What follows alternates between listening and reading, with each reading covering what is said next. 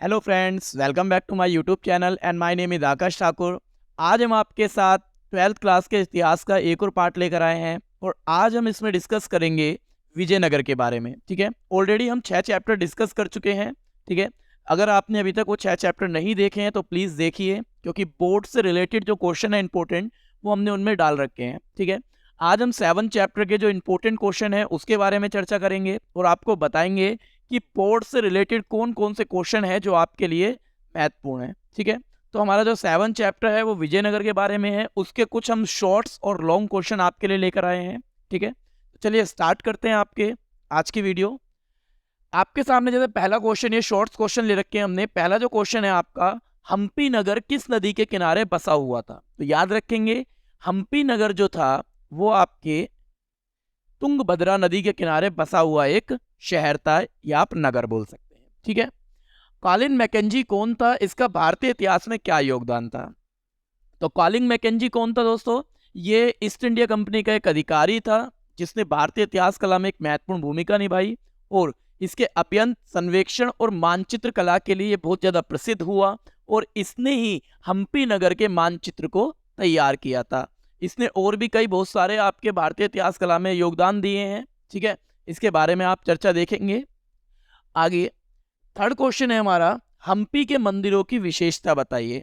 दोस्तों, हम्पी के मंदिरों की जो विशेषता थी वो कुछ इस तरीके की थी कि यहाँ पर ऐतिहासिक चित्रकलाओं के रूप में दिखाया गया है। ठीक है, पौराणिक एवं धार्मिक जो भी चित्रकलाएं हैं वो इस मंदिरों में दर्शाई गई हैं। इसके अलावा ये बड़े विशालकाय मंदिरों के रूप में दर्शाए गए थे। ठीक है, ये आप लिख सकते हैं। अगला, पंपा किस देवी को कहते थे? तो याद रखना, उस समय विजयनगर साम्राज्य में आपके जो पंपा देवी की पूजा की जाती थी वो शिव की जो पत्नी पार्वती जी थी उनको पंपा देवी के नाम से जाना जाता था।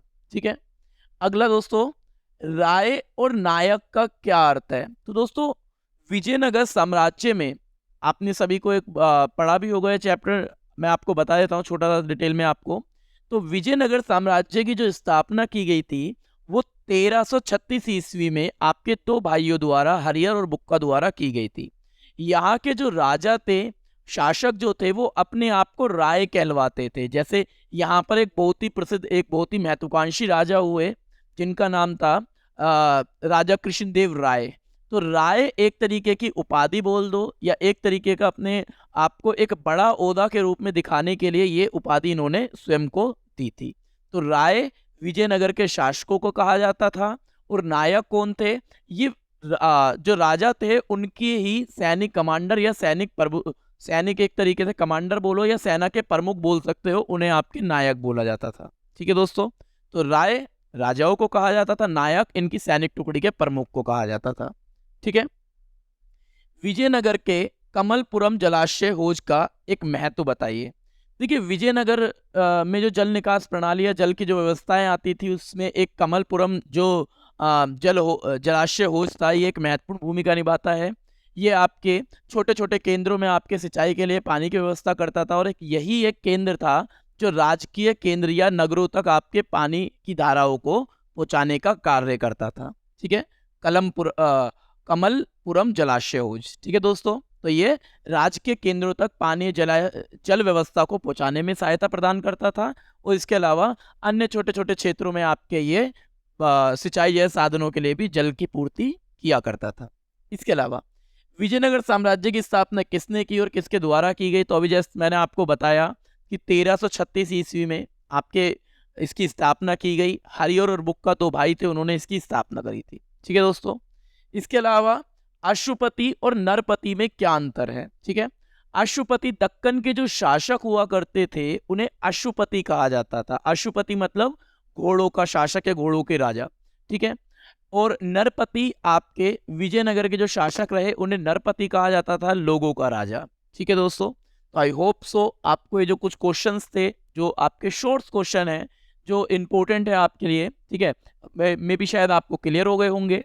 ठीक है, हम्पी किस नदी के किनारे बसा हुआ था, कॉलिन मैकेंजी कौन था, मंदिरों की विशेषता हम्पी की, पंपा देवी, राय और नायक, विजयनगर कमलपुरम जलाशय हौज और इसकी स्थापना, और अशुपति और नरपति। ठीक है, अब कुछ लॉन्ग क्वेश्चनों का डिस्कशन करते हैं जो आपके लिए मोस्ट इंपोर्टेंट है, याद रखेंगे ये वाले क्वेश्चन। ठीक है, तो इन क्वेश्चनों को थोड़ा बारीकी से समझिएगा और हो सके तो नोट डाउन जरूर कीजिएगा, ठीक है। 1 बाय 1 करके पॉइंट आप लो। कैसे? फर्स्ट क्वेश्चन है आपका कि विजयनगर साम्राज्य की प्रशासनिक व्यवस्था का वर्णन कीजिए। तो दोस्तों, जो विजयनगर साम्राज्य था उसकी जो प्रशासनिक व्यवस्था की जब हम चर्चा करते हैं तो प्रशासनिक व्यवस्था को 3 चरणों में बांटा गया है। केंद्रीय स्तर पर, प्रांतीय स्तर पर और आपके स्वशासन व्यवस्था, जिसे हम कह सकते हैं लोकल गवर्नमेंट एक तरीके से, ठीक है। तो जैसे आज के समय में आप देखते हो ना कि सेंट्रल दे रखा है, स्टेट दे रखा है और लोकल गवर्नमेंट दे रखी है। मतलब यहाँ पर हम भारत में इस समय देखते हैं कि सेंट्रल गवर्नमेंट है, स्टेट गवर्नमेंट है और लोकल गवर्नमेंट है। उसी तरीके की शासन व्यवस्था आपके विजयनगर साम्राज्य में भी रही। केंद्रीय स्तर पर जो शासन व्यवस्था थी, शासन व्यवस्था की जो बागडोर थी वो आपके राजा के हाथ में थी और संपूर्ण जितने भी निर्णय होते थे वो सब राजा द्वारा लिए जाते थे। राजा का मंत्रिमंडल होता था जो उसको निर्णय लेने में सहायता प्रदान करता था। तो आप फर्स्ट पॉइंट जो डालेंगे यहाँ की प्रशासनिक व्यवस्था के बारे में, तो आप ये कह सकते हैं कि विजयनगर साम्राज्य की जो प्रशासनिक व्यवस्था थी वो काफी सुदृढ़ थी, मजबूत थी और एक बहुत ही आकर्षित प्रशासनिक व्यवस्था थी, जिसे हमने 3 चरणों में बांटा। जिसमें आपके पहले आप लिख सकते हैं केंद्रीय स्तरीय, जिस पर राजा का संपूर्ण कंट्रोल होता था और राजा संपूर्ण निर्णय लेता था और उसकी सहायता के लिए आपके मंत्रिमंडल की नियुक्ति की गई थी, मंत्री उसकी सहायता करते थे।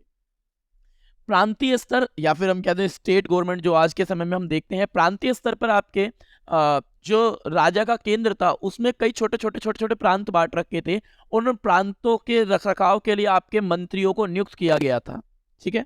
नायक, अमर नायक, इस तरीके की व्यवस्थाओं को लाया गया था।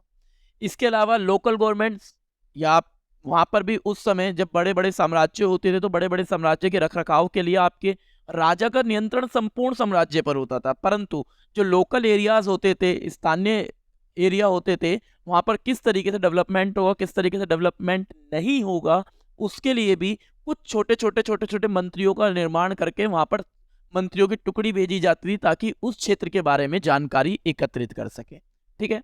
और याद रखेंगे आप लोग, चाहे न्यायिक व्यवस्था हो, न्याय की व्यवस्था पर पूर्ण रूप से कंट्रोल राजा का होता था, अंतिम फैसला राजा का ही माना जाता था।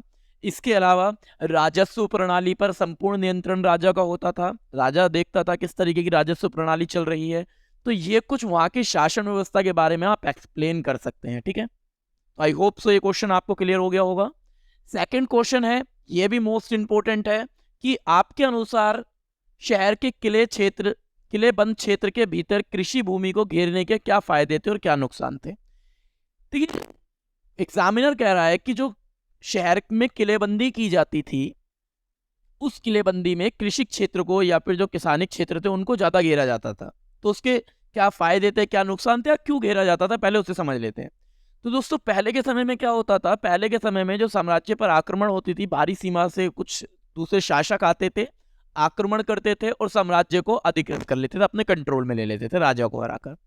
तो हार का एक प्रमुख कारण ये भी रहा था, लोगों की हारों का, राजाओं के हारों का, कि सबसे पहले जो आक्रमणकारी होते थे वो उनके अन्नग्रह या फिर अनाज जहां पर रखा जाता था, जहां पर उनकी राजस्व व्यवस्था थी, मतलब जहां पर धन की स्थिति थी, उन पे कंट्रोल करते थे, उन पे आक्रमण करते थे।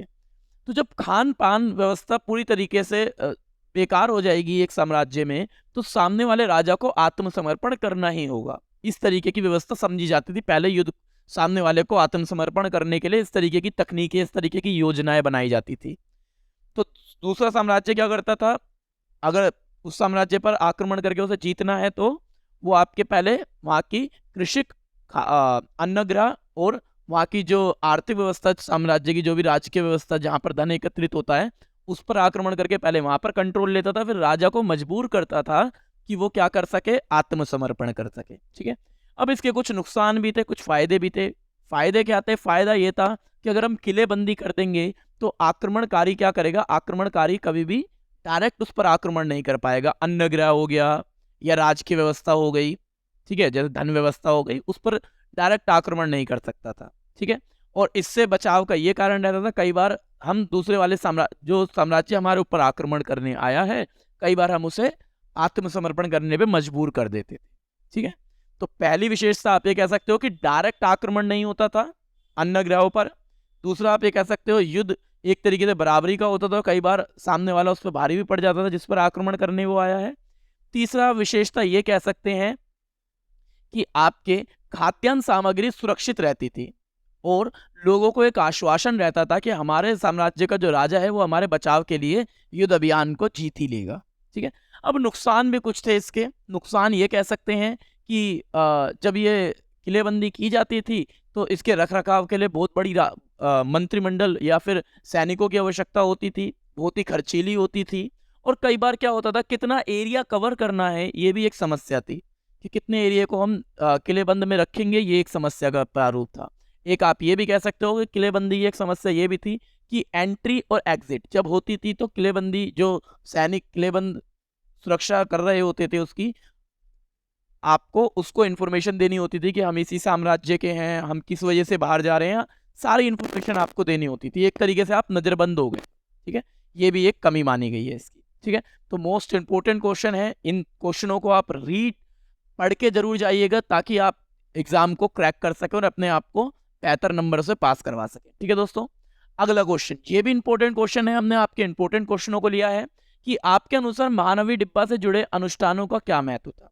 देखिए, महानवी डिब्बा और सभा मंडल ये दो ऐसे केंद्र थे जो बहुत ही महत्वपूर्ण केंद्र माने गए हैं, एक बहुत ही महत्वपूर्ण आपके स्थान माने गए हैं विजयनगर में।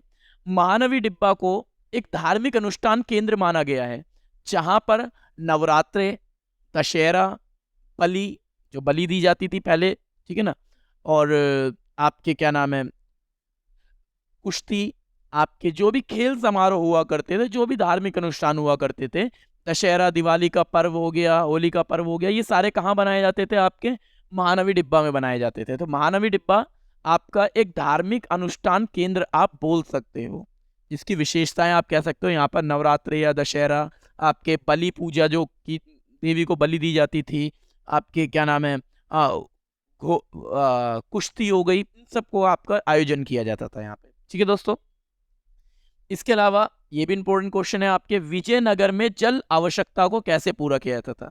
देखिए, विजयनगर साम्राज्य सभी को पता है, जो हम्पी नगर है या विजयनगर साम्राज्य है वो तुंगभद्रा नदी के किनारे बसा हुआ एक क्षेत्र था।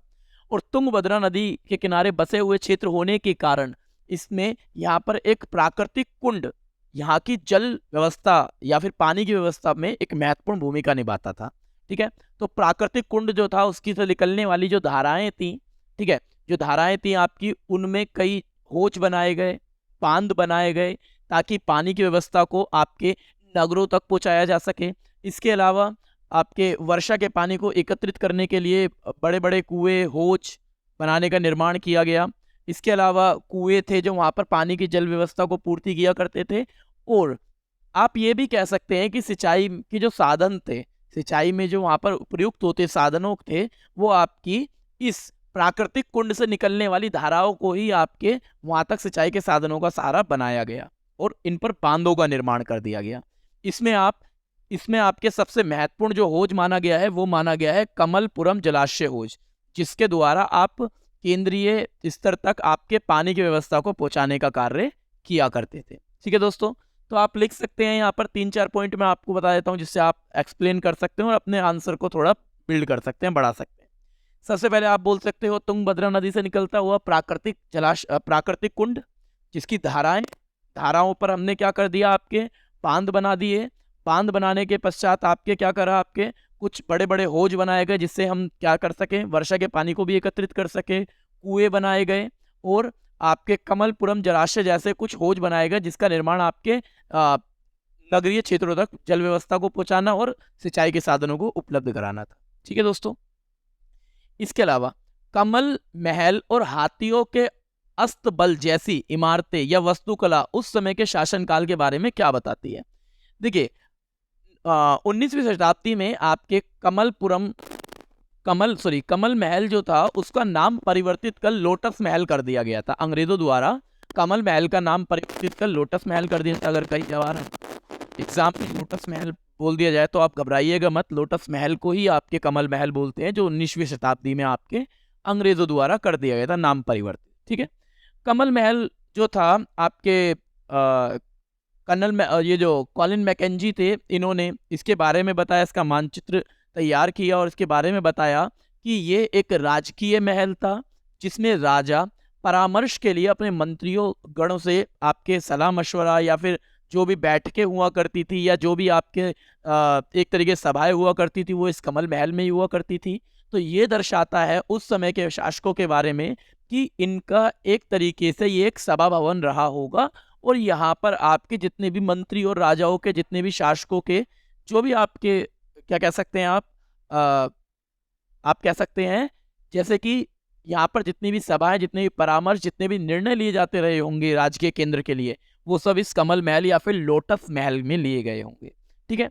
अस्तबल, हाथियों के अस्तबल तो कमल महल से ही सटके या कमल महल से ही थोड़ी दूरी पर आपके अस्तबल, हाथियों के अस्तबल के लिए मतलब हाथियों के रख रखाव के लिए आपके एक तरीके का एक आप एरिया बोल दो या फिर एक तरीके का आप एक बड़ा सा एरिया ही कह सकते हैं जहां पर हाथियों के रख रखाव के लिए आपकी व्यवस्था की गई थी, जिसमें दर्शाया गया है कि उस समय के शासक जो थे वो अपने जानवरों या पशुओं के लिए किस तरीके की व्यवस्थाएं, किस तरीके के लिए वो एक तरीके से जागरूक थे। ठीक है, ये कह सकते हैं आप। दोस्तों मोस्ट इंपोर्टेंट क्वेश्चन अगर कोई कहे कि आपके कुछ मोस्ट इंपोर्टेंट क्वेश्चनों में से अगर कोई एक क्वेश्चन आता है तो वो ये आता है कि नायक कौन थे तथा अमर नायक प्रणाली एक महत्वपूर्ण एवं अनूठी पहलू थी, समझाइए कैसे। देखिए नायक कौन थे और अमर नायक कौन थे। ठीक है, तो अमर नायक जो थे सैनिक कमांडर थे, पहले तो इतना समझिए। अमर नायक जो थे सैनिक कमांडर थे और उन सैनिक कमांडरों के कंट्रोल के लिए आपके नायकों का निर्माण किया गया था। नायक आपके उन सैनिक कमांडरों को कंट्रोल करने के लिए एक बड़ा अधिकारी आप बोल सकते हैं, ये नायक हुआ करते थे। ठीक है, पहले इतना समझेंगे। तो नायक सैनिक कमांडरों को कंट्रोल करने के लिए एक बड़ा अधिकारी बोला गया। अमर नायक सैनिक कमांडर हुआ करते थे। अब इसके अलावा ये एक अनूठी पहलू क्यों माना गया, क्या इसकी महत्वपूर्ण विशेषता थी? तो जैसा मैंने अभी आपको बताया कि विजयनगर साम्राज्य की जो प्रशासनिक व्यवस्था थी उसे 3 चरणों में बांटा गया, जिसमें आपके केंद्रीय स्तर पर राजा कंट्रोल करता था, फिर प्रांतीय और फिर आपके स्थानीय क्षेत्र ले लिए गए। तो राजा तो स्वयं तो या राजा के मंत्री स्वयं तो आपके जाकर राजकीय धन या फिर राजस्व कर टैक्स व्यवस्था को नहीं लेंगे। तो उसके लिए क्या किया गया, उसके लिए नायकों और अमर नायकों को तैयार किया गया। ये क्या करते थे, इनको एक क्षेत्र अलॉट कर दिया जाता था और वहां पर क्या करते थे, वहां पर जाकर ये टैक्स कर वसूला करते थे, राजस्व कर को वसूला करते थे। और कर को वसूलने के पश्चात इनके याद रखना, इनके पास अपनी खुद की एक सैनिक टुकड़ी होती थी नायकों के पास, और वो सैनिक टुकड़ी आपके हथियार बंद होती थी, आपके घुड़सवार भी होते थे, पैदल यात्री भी होते थे। और इन्हें जो क्षेत्र अलॉट किया जाता था वो क्या करते थे, वो उस क्षेत्र से राजस्व व्यय को, राजस्व कर को वसूला करते थे, टैक्स लेते थे। और टैक्स लेने के बाद संपूर्ण टैक्स को कलेक्ट करने के बाद ये टैक्स राजा के सामने प्रेजेंट करते थे। और राजा भी क्या करता था, राजा उस टैक्स का कुछ भाग अपने पास रखकर कुछ भाग आपके नायकों अमर नायकों को दे दिया करता था, ताकि ये अपने क्षेत्र के विकास के लिए, समृद्धि के लिए क्या कर सके, उस धन का प्रयोग कर सके। ठीक है, तो अमर नायक एक महत्वपूर्ण आपकी सैनिक कमांडर माने गए हैं जो आपके वहां की आर्थिक एवं राजस्व व्यवस्था को बढ़ाने के लिए सहयोगी रहे हैं। ठीक है दोस्तों, तो इस तरीके से आप लिख सकते हैं। ठीक है, कुछ मैंने आपको आइडियाज दिए हैं आपके लिखने के लिए और कुछ आपके क्वेश्चंस दिए हैं जो आपके इंपॉर्टेंट हैं। ठीक है, तो आई होप सो आपको ये क्वेश्चन क्लियर हुए होंगे। ठीक है, तो आपसे फिर नेक्स्ट वीडियो में हमारी मुलाकात होगी। ठीक है, तो आई होप सो ये आपको वीडियो पूरी क्लियर हुई होगी। और ज़्यादा से ज़्यादा दोस्तों शेयर जरूर कीजिएगा ताकि और बच्चों तक भी ये इन्फॉर्मेशन पहुंच सके। ठीक है, और इसके अलावा यदि आप हमारे चैनल पे नए हैं तो चैनल को सब्सक्राइब करवाइए और बेल आइकन को क्लिक कीजिए ताकि आने वाली हर एक नोटिफिकेशन के बारे में आपको जानकारी मिलती रहे। ठीक है, और ज़्यादा से ज़्यादा शेयर कीजिए। ठीक है दोस्तों।